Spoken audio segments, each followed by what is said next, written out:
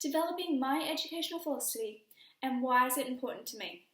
My educational philosophy has been shaped from life experiences such as working in the hospitality field to my previous teachers and current lecturers. Throughout my educational journey, I've been exposed to many different teaching styles that are strongly influenced by traditional and transformative texts.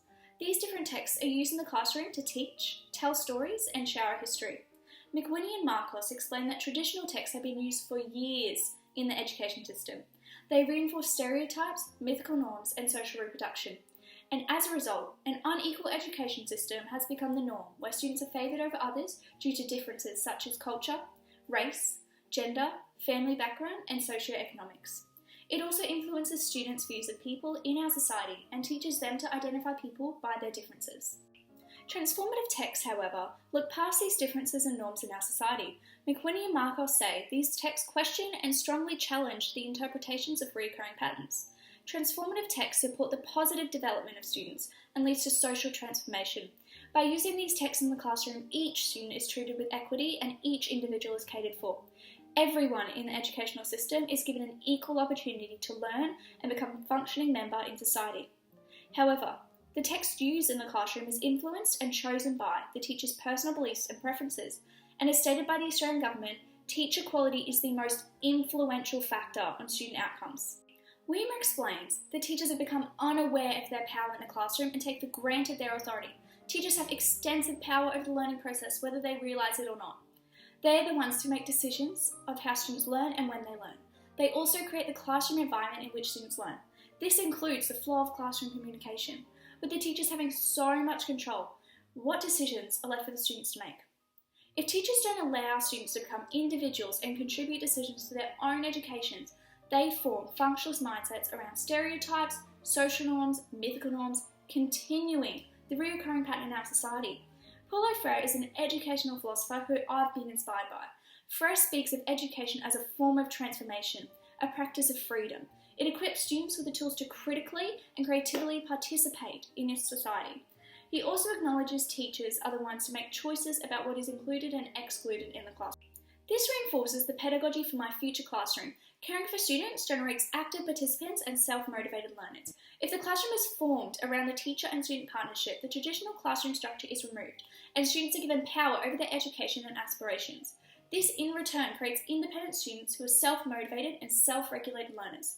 Freire's educational philosophy will be included in the development of my future classroom environment by using transformative texts and through students' active participation in the classroom. By calling upon students to share their ideas of the learning content, creating a class agreement together of rules and standards, and also allowing them choices over topics for their assignment, it will establish a starting point for creating a teacher and student partnership. Nell Noddings is another educational philosopher who has contributed to the development of my educational philosophy. She views education as an opportunity to care for others. In an article written by Burke, Nolan and Reingold, she explains that as a teacher and a leader, it's our responsibility to care for students, and by doing so, we are promoting a community of care. This act of kindness teaches students to care for one another. By caring for students and setting an example in the classroom, we create an inclusive and supportive environment to foster all students' learning. Everything I do as a teacher has meaning. By acknowledging and equally caring for every student, they are able to learn from my example and then use it out in the community. Noddings continues to explain in the article by Burke that we are relational beings and we create meaning out of every encounter we have with objects, people, and our surrounding environments. We then use these different encounters to characterise ourselves. Furthermore, by caring for our students, we are encouraging positive growth and preventing harm. Noddings' philosophy is important to me and my educational philosophy, as it will assist in the development of independent, diverse learners by caring and supporting for their development. My unselective attention towards all the students will create a learning environment that provides equal opportunities and experience for every single student.